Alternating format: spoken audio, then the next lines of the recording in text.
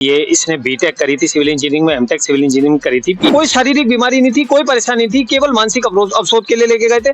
Doctor ने मना करा, खुद मना किया कि कोई नसों में कोई बोतल नहीं चढ़ाएंगे, कोई फालतू दवाई नहीं देंगे, केवल खाना मुंह से खिलाएंगे, योगाभ्यास कराएंगे और उस लड़की को ठीक करेंगे। नमस्कार दर्शकों, आप देख रहे हैं पंजाब केसरी और मैं हूं जितेश मिश्रा। देश की राजधानी दिल्ली में जिस तरह से लगातार सरकारी अस्पतालों के गलत कारनामे जो हैं वो सामने आ रहे हैं, वो एक चिंता का विषय बन चुका है।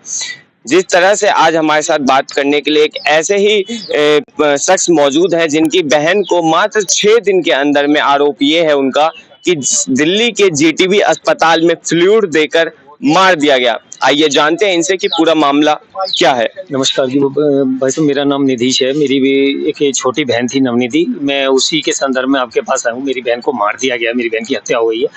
ये मेरी बहन जो नवनिधि थी, ये इंजीनियर थी। ये इसने बीटेक करी थी सिविल इंजीनियरिंग में, एमटेक सिविल इंजीनियरिंग करी थी, पीएचडी सिविल इंजीनियरिंग में। ये जो है नोएडा इंटरनेशनल यूनिवर्सिटी की स्टूडेंट थी मेरी बहन। बहुत ही पढ़ने वाली, बहुत होशियार बच्ची थी। ये मेरी बहन जो 2020 के समय में कोरोना वाले टाइम में थोड़ा सा डिप्रेशन में आ गई थी घर में अंदर रहने की वजह से। इसके बाद क्या हुआ, मेरी बहन की जो अभिरुचि है, लोगों से मिलना जुलना, बाहर आना जाना, ये सब कम हो गया था। घर से बाहर नहीं निकलती थी। उसके बाद क्या हुआ, ज्यादा कोई इसे परेशानी नहीं थी, शारीरिक किसी तरह की कोई परेशानी थी और मानसिक भी कोई पागल नहीं थी। बहुत हल्का फुल्का डिप्रेशन की समस्या थी। घर से बाहर आना जाना बंद कर दिया था, चिड़चिड़ापन था। अब 2024 आते आते हमें भी ये लगा कि कोरोना के टाइम पे सारी चीजें हुई थी। ये कोरोना से शुरुआत हुई सर। इसमें कोरोना के बाद जब लॉकडाउन हुआ, उसके बाद से मेरी बहन चिड़चिड़ी हो गई, थोड़ा सा डिप्रेशन में आ गई। 2024 आते आते अब हमें भी लगा बच्ची 27 साल की हो गई, इसके हाथ पीले करने, इसकी शादी करनी है। घर में बच्ची को ज्यादा हम नहीं रख सकते, लेकिन हम किसी के साथ धोखा नहीं कर सकते। इसीलिए हमने कहा पहले इसका इलाज कराते हैं, इसे थोड़ा ठीक कराते हैं और इसकी शादी कर देते हैं। हमारे पास बहुत सारे रिश्ते आए हुए थे। 2024 में अक्टूबर में मेरी बहन के लिए शादी का रिश्ता भी मिल गया था। तो हम इसे अपने घर के पास में ही एक जीटीबी अस्पताल है, उसमें से दिखाने लिए गए थे। जीटीबी अस्पताल में ले आने के बाद क्या हुआ, ओपीडी में हमने इसे मानसिक विभाग में दिखाया। मानसिक विभाग वालों ने सारी बात पूछी, हमने बताया कैसे 2-4 साल से घर से बाहर भी नहीं निकली है, लड़की चिड़चिड़ी हो गई हमारी। तो उन्होंने कहा ये एक ही जगह पे रहने से, घर के अंदर ही रहने से थोड़ा सा इसका व्यवहार हो गया, वो हम इसे अस्पताल में रखेंगे, 15 दिन 20 दिन में व्यवहार परिवर्तन करके हम इसे ठीक कर देंगे। सारी बात क्लियर थी, कोई शारीरिक बीमारी नहीं थी, कोई परेशानी नहीं थी, केवल मानसिक अवरोध के लिए लेके गए थे। फिर भी डॉक्टरों ने तसल्ली कर लेके सारी जांचें लिख दी। दोपहर के 10 बजे की बात थी, उन्होंने सारी LFT liver function test, KFT kidney function test, blood pressure, blood sugar, urine test, खून की प्लेटलेट जांच, डब्ल्यूबीसी जांच, टीएलसी जांच, सारी जांचें लिख दी।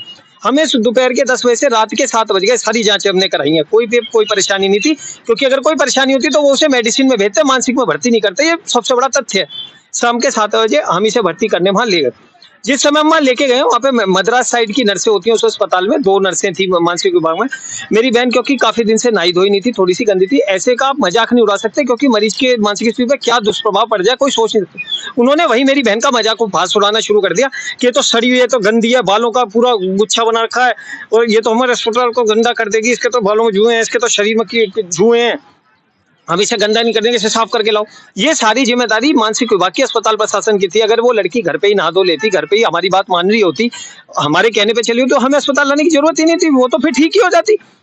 लेकिन वो नहीं मानी। दोनों जो नर्सें थी, एक बार मंगवाया गया नाई को। हम रात के 8:30 बजे नगरी क्षेत्र से, घर से, उस समय कोई हमें दुकान भी नाई की खुली नहीं मिली, नाई को घर से हम लेके आए, बहुत पैसे देके। बेड के ऊपर लड़की रोती रही, व्यक्ति जमीन पे लेट गई, पूरे सर पे से सारे बाल कटवा दिए नर्सों ने, क्योंकि उन्होंने शर्त रख दी कि हम तो इसे भर्ती जब ही करेंगे जब हमारी कंडीशन पूरी होगी।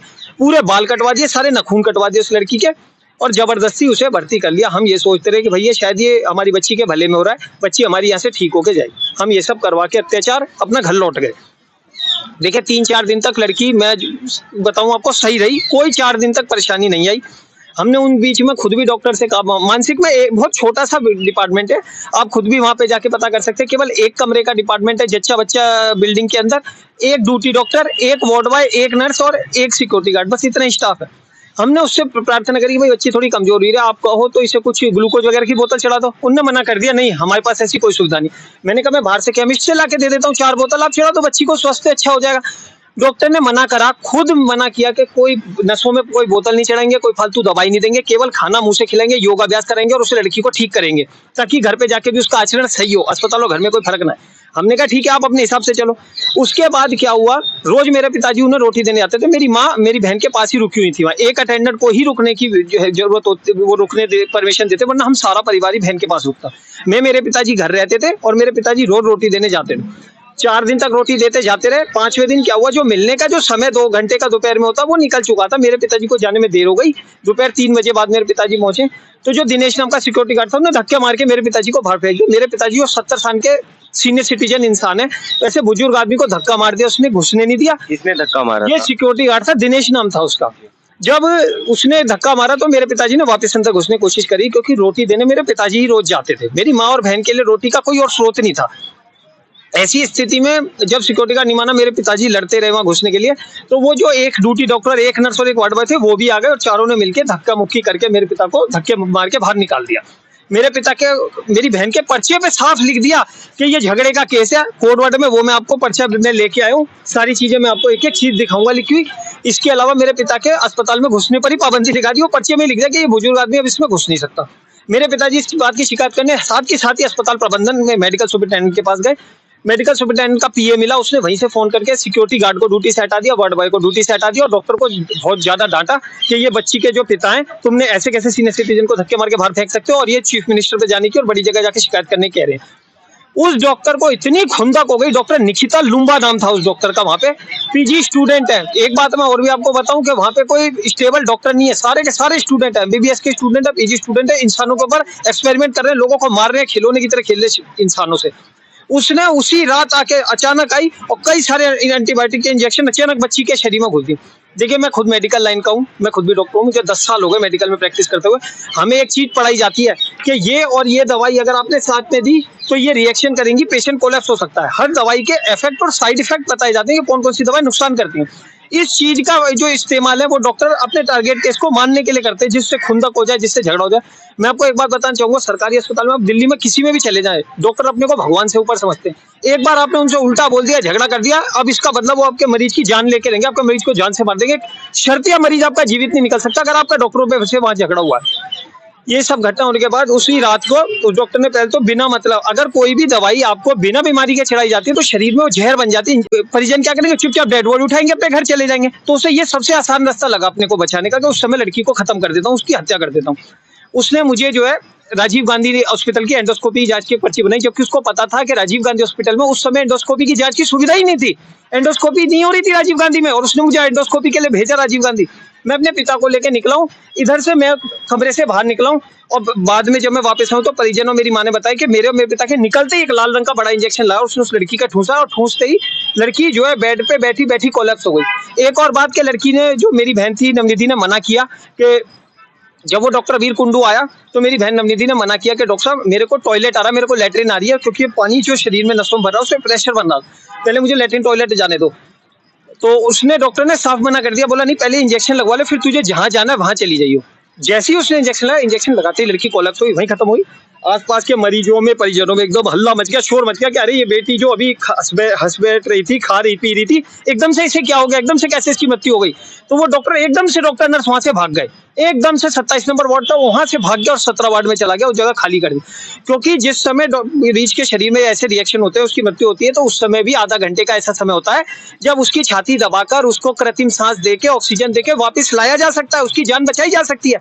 उस समय को खराब करने के लिए वो खुद वहां से भाग गया और हम उसकी मदद ना कर पाए, इसलिए मुझे मेरे पिताजी को पूरी षड्यंत्र से वहां से हटा दिया, मेरी बहन की हत्या कर दी। हम वापस आए, हमने ये स्थिति देखी, वहां कोई सहायता के लिए नहीं था, कोई वेंटिलेटर नहीं दिया लड़की को, ऑक्सीजन नहीं दी, इमरजेंसी में नहीं भेजा, जीवन रक्षक दवा नहीं दी, किसी तरह। ये पता था कि उसकी हत्या करी है, क्योंकि उसकी हत्या नहीं करी होती तो उसे बचाने के लिए कोई ना कोई सहायता करी गई। आपने इसकी शिकायत दिल्ली पुलिस में? फटाफट हमने उसी समय ही 100 नंबर पे ये वाली, उसकी मेरे पास ये वाली कंप्लेंट है, इसमें हमने एसएचओ को भी दिया ये कंप्लेंट और एसीपी को भी दिया, ये उसी समय की कंप्लेंट है। हमने उसी समय पर जो है 100 नंबर पे फोन करा और पुलिस बुलाई।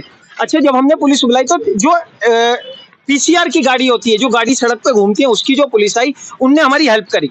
उस पुलिस वाले ने उसको कॉलर पकड़ा डॉक्टर वीर कुंडू का और उसे बाहर ले गया और मुझे ले गया, मेरा बयान लिया, वीर कुंडू का बयान लिया। उसकी वीडियो मैं आपको भेज दूंगा, मैंने उसकी पूरी वीडियोग्राफी करी है, मैं आपके साथ शेयर करूंगा।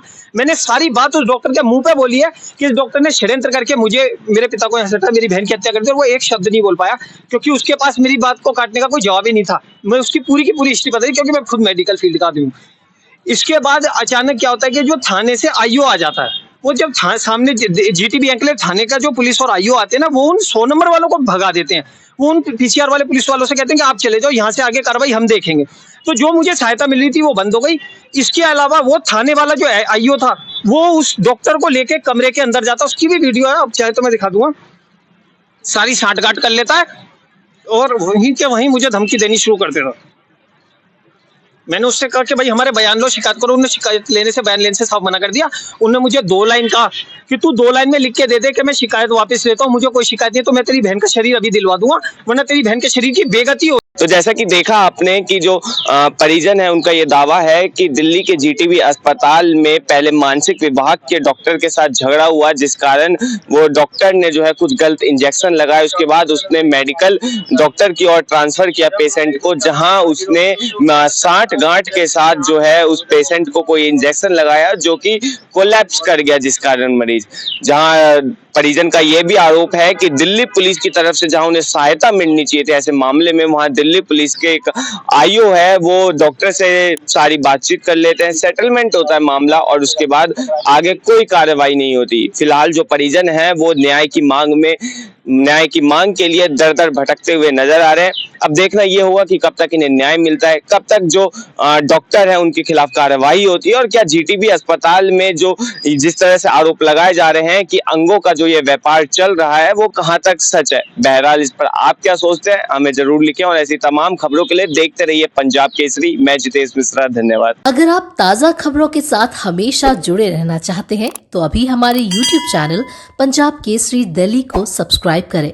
साथ ही Facebook और Instagram पर भी हमें फॉलो करना ना भूलें। आपका समर्थन ही हमारी ताकत है। धन्यवाद।